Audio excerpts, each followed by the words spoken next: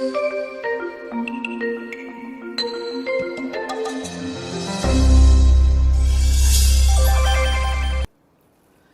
laki-laking problema ng mga tao kung sila ay may inggitin.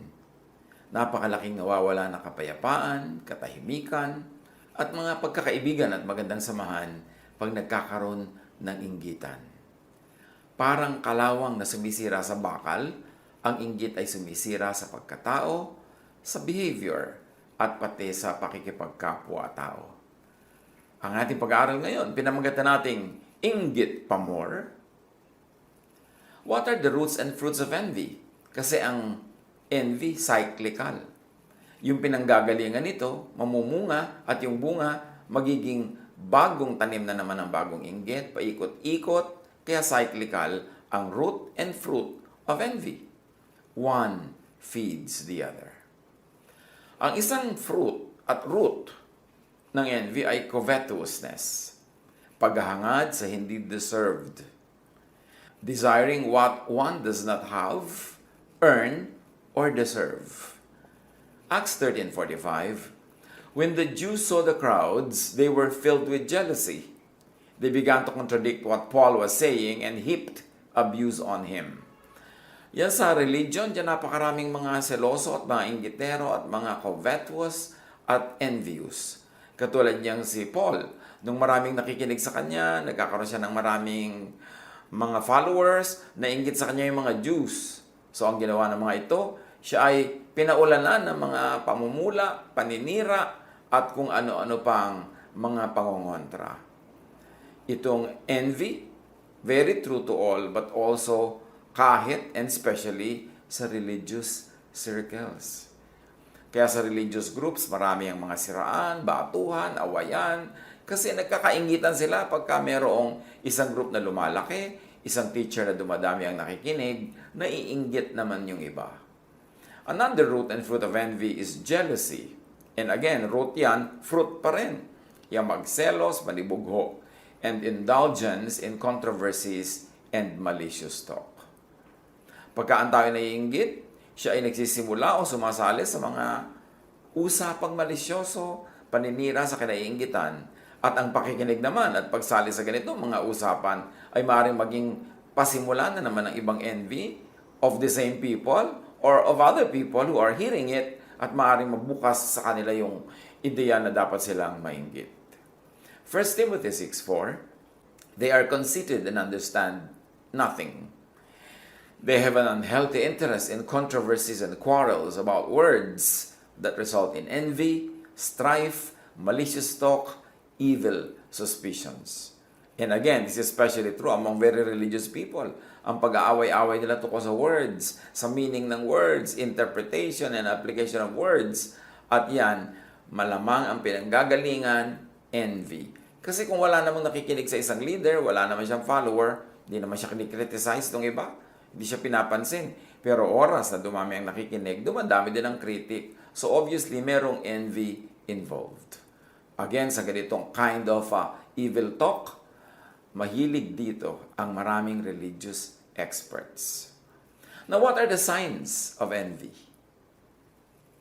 Watching other people's lives instead of improving one's own.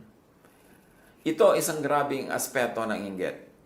Yung wala kang ginagawa kundi bantayan ang buhay ng kinakainggitan mo, pakinggan ang kanya sinasabi para hanapan ng maipapanira o maikikriticize, bantayan ang mga achievements niya para ito ay maliitin, at hadlangan ang kanyang daan para hindi siya matuloy sa kanyang mga gustong puntahan. Ang taong naiinggit, hindi niya naaasikaso ang kanyang sariling buhay. Ang inaasikaso niya ay tumanghod, makinig, manood sa buhay ng kinakainggitan. At saka gagawa niya nun na hindi niya nalalagyan ng enough investment of time, effort, energy yung kanyang sariling buhay, lalo siyang naiiwan ng kanyang kinaiinggitan. Kaya huwag nating bigyan ng space sa buhay ang inggit. Dahil sisirain tayo talaga niyan. Hindi ka na magkakaroon ng lakas para ayusin ang iyong buhay dahil inubos mo na yung lakas mo sa pag-inggit, sa panonood, sa paninira ng taong kinaiinggitan. Another sign of envy is belittling other people's achievements.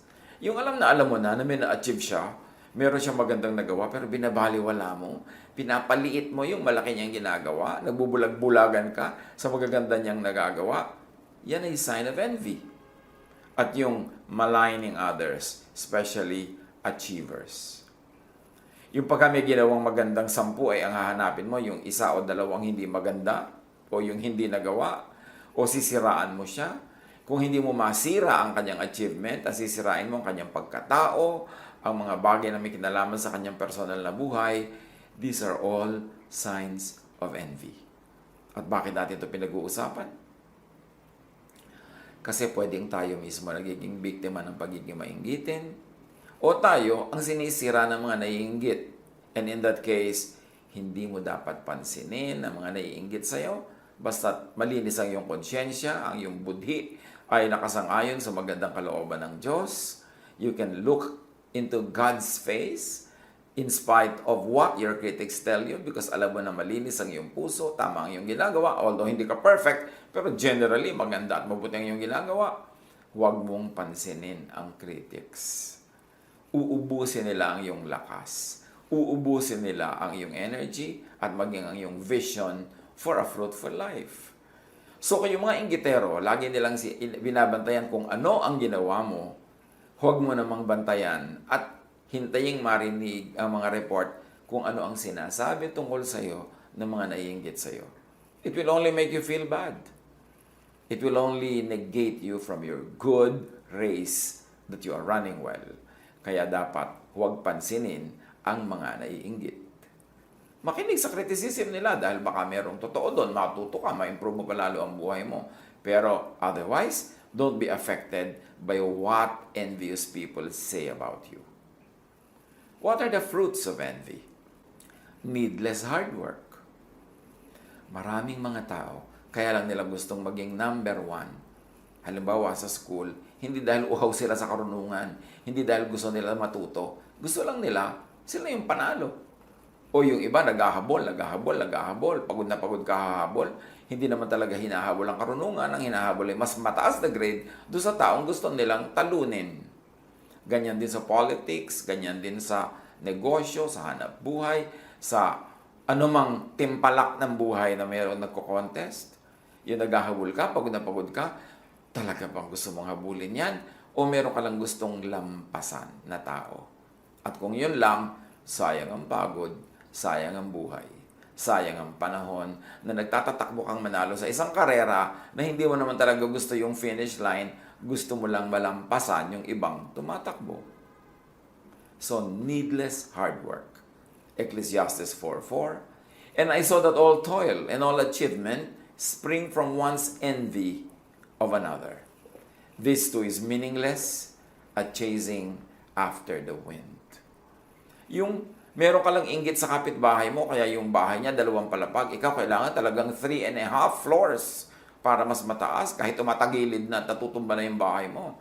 Katulad halimbawa ng mga bansa-bansa dyan, yung bansang ito ang may pinakamataas na building sa buong mundo. Talaga bang kailangan nila yung building na yon? O gusto lang nilang mahigitan yung ibang bansa na merong matataas na buildings? Pero nakakatulong ba sa kanilang economy? Mabuti ba talaga sa kanila? Worth ba talaga ng investment?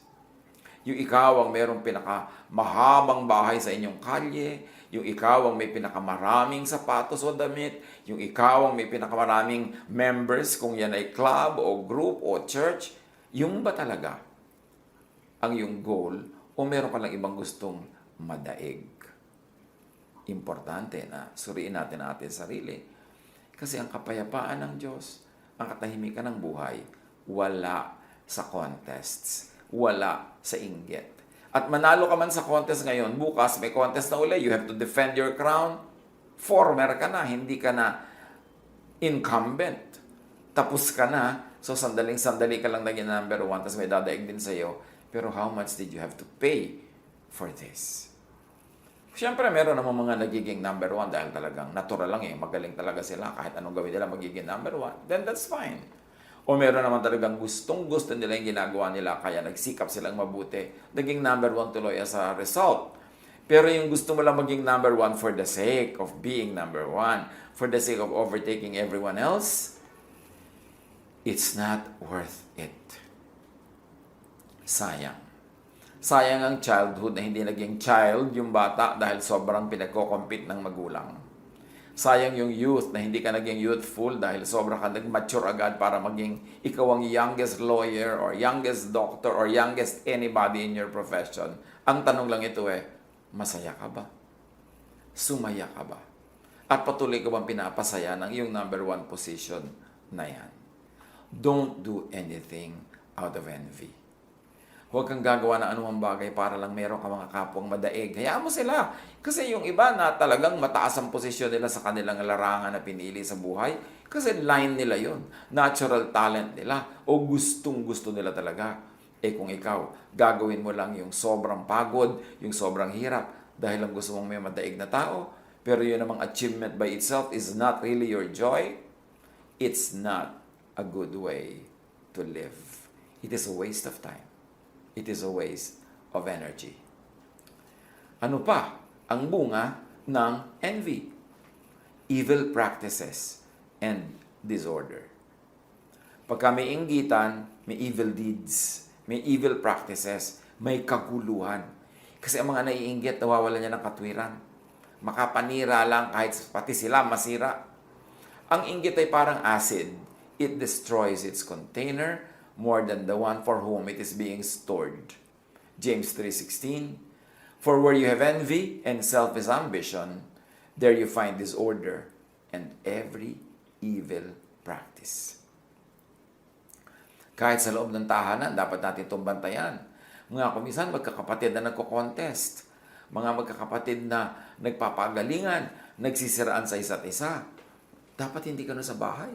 Kasi yung bahay na ang ating huli na ating kanlungan. Doon na lang tayo talagang pwedeng maging relax, pwedeng maging mapagtanggap at matanggap ng ating mga kapamilya. Kaya dapat yung ganyan mga contest, iniiwasan, minimize. At kung pwedeng talagang wala sa mga magkakapatid, sa mga mag-asawa, kung minsan mag-asawa na nga, nagko-contest pa. Contest sa career, contest sa palakihan ng sweldo, contest sa pride, contest sa pagmamahal ng mga anak nila, pinag-aagaw-agawan yung pagmamahal ng anak. No, no, no. This is not the way to live family life. Isa pang bunga ng inggit, cruelty to the object sa kinaiinggitan. Proverbs 27:4, anger is cruel and fury overwhelming. But who can stand before jealousy? Yan ang isa sa mga pinaka-dangerous feelings of all. Jealousy and envy. Napakahirap na mapagselosan at napakahirap na magselos. Mapakahirap na makainggitan at mahirap mainggit. Kaya iwasan na manginggit. Huwag sasadyaing manginggit kasi ang inggit is a negative energy directed against you. So huwag ka magpapainggit. At lalo naman huwag ka mainggit kasi ikaw yung nag-exert ng energy, ikaw yung mapapagod. Another fruit, of course, of envy is grave lack of reason and kindness or pity. Pag naiinggit, nawawala ng katwiran. Nawawala ang bait. Nawawala ang pagiging mahabagin at makatao. Acts 7, verse 9. Because the patriarchs were jealous of Joseph, they sold him as a slave into Egypt. But God was with him. So, kapatid nila, sarili nilang dugo, ibebenta nila para maging alipin dahil lang naiinggit sila dahil parang mas mahal ng tatay nila itong si Joseph. But of course, God continues to bless the blessed. Kaya hindi naman nawala ng blessing si Joseph kahit na isinel pa nila into slavery. In fact, lalo pang gumanda ang buhay nito nung lumaon. Another fruit of envy is non-growth. Tulad ng binanggit natin kanina, ang naiinggit, inuubos ang lakas niya sa panonood ng kinainggitan, sa paninira sa kinakainggitan, at sa pagtanghod sa buhay ng may buhay. Hindi niya tuloy na asikaso ang kanyang sariling buhay. Natural, hindi siya lalago, hindi siya asenso. Disqualification from blessings is another fruit of envy. Pag naiinggit ka, tinatanggalan mo ang sarili mo ng pribilehiyong tumanggap ng pagpapala. 1 Corinthians 3:1-3. I could not address you as people who live by the Spirit, but as people who are still worldly, mere infants in Christ. I gave you milk, not solid food, but you were not ready for it. Indeed, you still are not ready. You are still worldly, for since there is jealousy and quarreling among you, are you not worldly? So pagiging makalupa lang at hindi makalangit ang pagiging mainggitin at mapanibughuin. It disqualifies us from receiving blessings from heaven. And of course, another fruit of envy is death and decay. When you are envious, something in you dies. And when you're continuously being envious, you keep on dying in many parts of your personality, in many parts of your heart. Job 5:2, resentment kills a fool, and envy slays the simple. Yan talagang pag nagre-resent ka, naiinis ka, nagagalit ka dahil may umaasenso, dahil merong masaya, dahil merong progresibo, ikaw ang namamatay. Ikaw ang nawawalan. Malaking-malaki ang nawawala sa taong maiinggitin. At kahit yung mga maiinggitin, kuminsan ay nakakatsamba-tsambang magtagumpay, yumaman, maging number 1, pero hindi pa rin yun masaya. Kasi pag envious ka, hindi ka matatahimik kahit hawak mo ang trophy. Kasi iniisip mong baka may umagaw sa iyo mamaya, baka mapuntahin sa iba bukas, kaya kahit hawak mo yun, hindi ka nag-enjoy. Miserable ang buhay ng mga mainggitin. Proverbs 14:30, a heart of peace gives life to the body, but envy rots the bones. Pag naiinggit ka sa kapatid mo, sa pinsan mo, sa kapitbahay mo, sa kamag-anak, sa office mate, sa workmate, sa classmate, naiinggit ka kahit kanino, sabing ganon, daig mo pa ang may cancer sa buto. At cancer sa buto, napakasakit daw niyan. Pero sabi niya, envy rots the bones. And the bone, of course, is a metaphor for the structure of your body, for the structure of your personhood. Kaya pag yung structure mo rotten, edi ang buong body mo, ang buong personality mo ay guguho din. Ano ang magandang pangkontra sa inggit?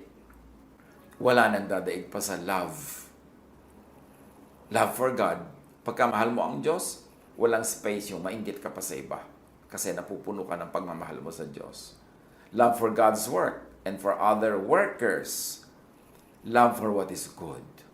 Kaya nang turo ni Jesus lagi, i-develop natin yung love, lagi natin i-consider, bigyan ng space, choose the loving ways. Kung maraming paraan ng pag-handle ng isang situation, choose love because love begets love. At sabi sa 1 Corinthians 13:4, love is patient. Love is kind. It does not envy. It does not boast. It is not proud. At sino ang taong mapapahinga? Hindi yung hindi proud, yung hindi boastful. Kasi hindi niya kailangan mag-maintain ng image sa ginagawa niya tungkol sa kanyang sarili. Hindi niya kailangan laging daigin ang kanyang kapwa. Hindi niya laging kailangan maging the best and number 1. Makakapahinga siya. Relaxed ang kanyang buhay. Ano pa ang pangontra sa envy? Ask God for what you want so you could be happy with what you make and with what you have. Ask God so that you could be happy with life. Ask. Ano pa talagang gusto mo sa buhay? Ask for it.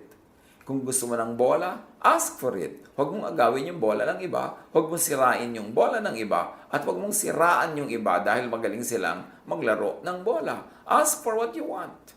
James 4:2, you desire but do not have. So you kill. You covet but you cannot get what you want. So you quarrel and fight. You do not have because you do not ask God. Kasimple, no? You do not have because you do not ask God. Only those who are not happy with their own lives watch other people's lives, are envious of others, and they try to destroy other people. Pag hindi ka masaya sa sarili mong buhay, dun ka lang nagkakaroon ng oras, lakas at panahon para bantayan ang buhay ng iba. para mainggit sa buhay ng may buhay at para sirain ang magagandang nangyayari sa buhay ng kapwa. Pero sasabihin mo, lagi naman ako nagpe-pray. I always ask God for what I want. But to ask means to think of it, to focus on it, and to work on it, and to work for it. Hindi lang to ask with words. Ang tunay na asking, ang tunay na prayer, yung iniisip mo lagi, ginagawa mo lagi, nakatuon ka, lagi mong ginagawa kung ano ang pwedeng magawa mo para mapalapit ka doon sa gusto mo, para makamit mo siya. Hindi lang hingi ka ng hingi sa salita. Kailangan nakafocus ang iyong gawa, nakafocus ang iyong isip, at nananalig ka na ibibigay yun sa iyo ng Diyos. Isa pa na paraan para tayo ay magkaroon ng pangontra sa inggit, know yourself as God made you. Don't try to know others as God made them. Know yourself as God made you. Like, love yourself as God made you and as God loves you. Work as you are gifted and enabled by God. Para ka mawalan ng space sa inggit sa iyong buhay, kilalanin mo ang sarili mo kung paano ka nilikha ng Diyos. Ibigin mo, mahalin at magustuhan ang iyong sarili, hindi yung ang iyong mahal at gusto ay yung iba, kaya mo sila kinakainggitan. And then, kung ano ang ibinigay sa iyo ng Diyos na kakayanan, kung sino ka talaga, yun ang iyong i-develop. Hindi yung dinedevelop mong pilit ang talent na binigay ng Diyos sa iba, ginagaya mo sila, pagod na pagod ka namang gaya, wala namang mangyari, kasi nanggagaya ka lang. Pero kung ikaw ay totoo sa sarili, yung totoong talent mo, totoong pagkatao mo, yung totoong pagkakalikha sa iyo ng Diyos, ang binibigyan mo ng pansin at dinedevelop, your best will come out.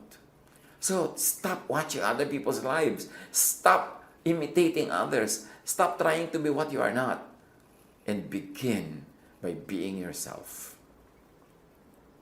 At pag ikaw ay totoo sa sarili, matapat sa sarili, hindi nagpapa-influence sa iba para itakwil mo ang iyong sarili at magbalat kayo kung sino man ang gusto nilang makita sa iyo, yun ang ipapakita mo. Pero fake, be yourself. That's the only time when you can be the best version of your own self. Psalm 139, 13-14. For you, O God, created my inmost being. You knit me together in my mother's womb. I praise you because I am fearfully and wonderfully made. Your works are wonderful. I know that full well.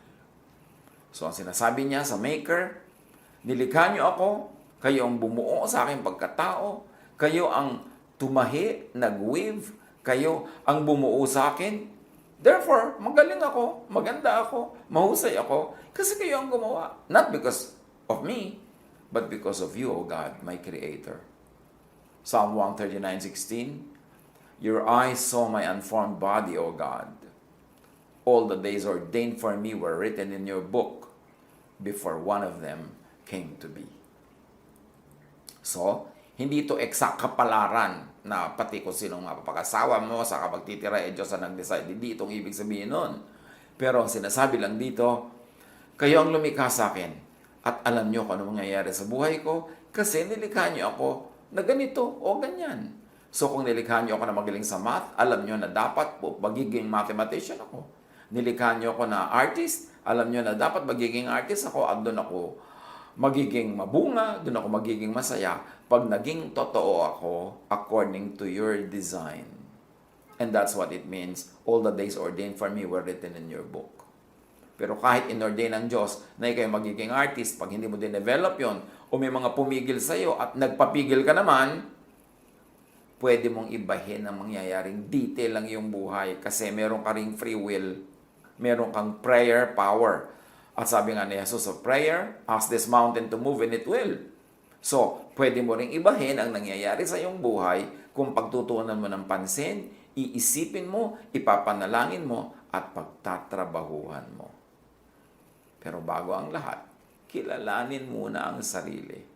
Kung saan kahilig, doon bumawal para hindi mo labanan ang force of gravity.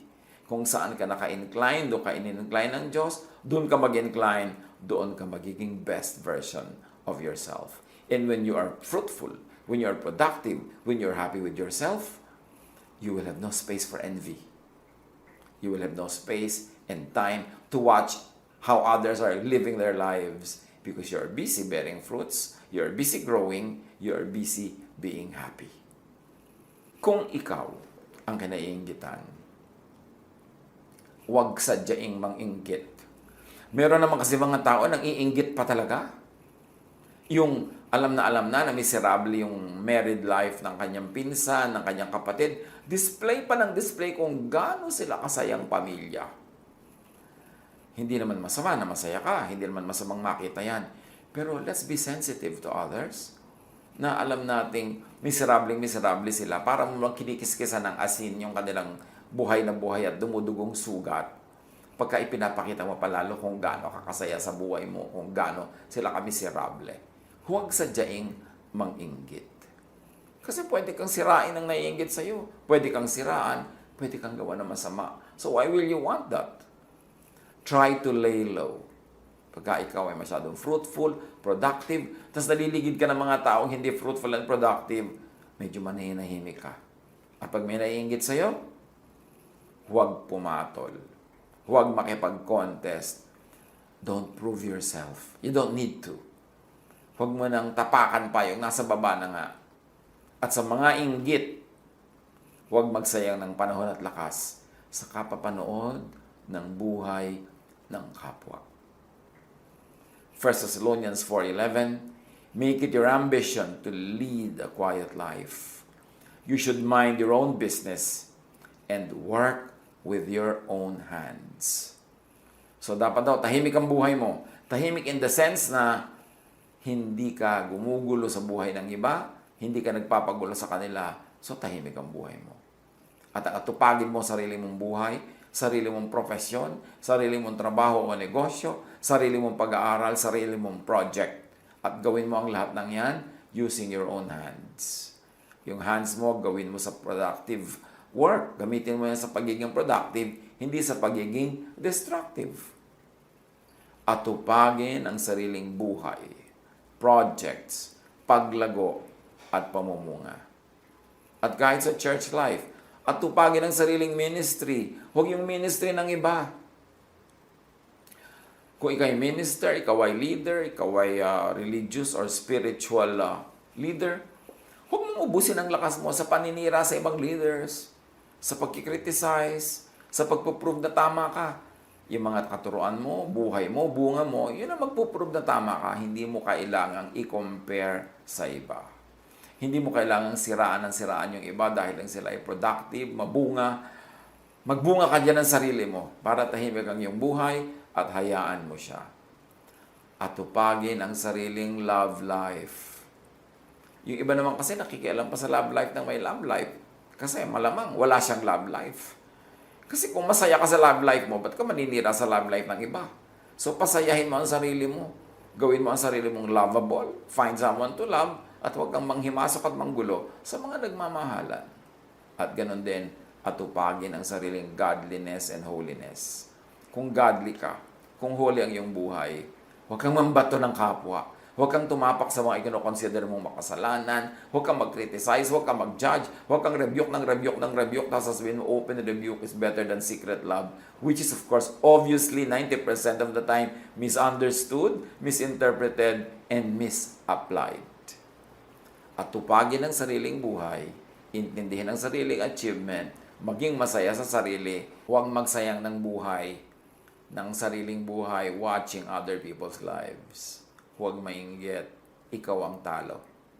At kung kinaiinggitan, fly beneath the radar. Huwag na lang magpapansin pa. Makabubuti sa'yo kung ikay achiever, fruitful, masaya, na huwag kang mapansin ng mga naiinggit. I-apply ito sa buhay. Pag-isip-isipan para sa sariling kapakanan. God bless us all.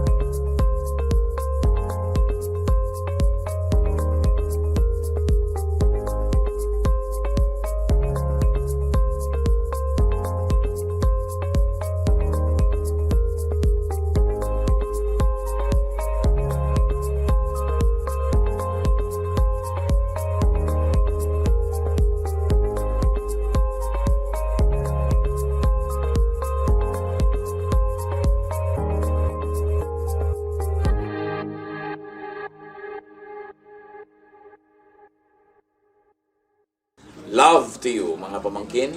Dito tayo mag-aral ng salita ng Diyos. Dito tayo mag-aral ng mga practical na bagay, magdalanginan para sa isa't isa, makinig ng mga mensahe, at dito tayo magsasama-sama spiritually sa ating official Ed Lapis YouTube channel na ang address ay Sabi ni Kuya Ed.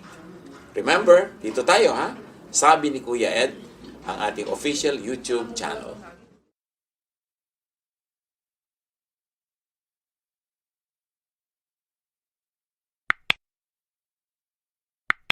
Do not forget to subscribe. Click the subscribe button and ring the bell for notification. Like, comment, and share our official YouTube channel. Visit Ed Lapis website for daily devotion, audio podcast, latest video message, send your prayer request, subscribe to mailing list and more. Visit edlapis.com.ph.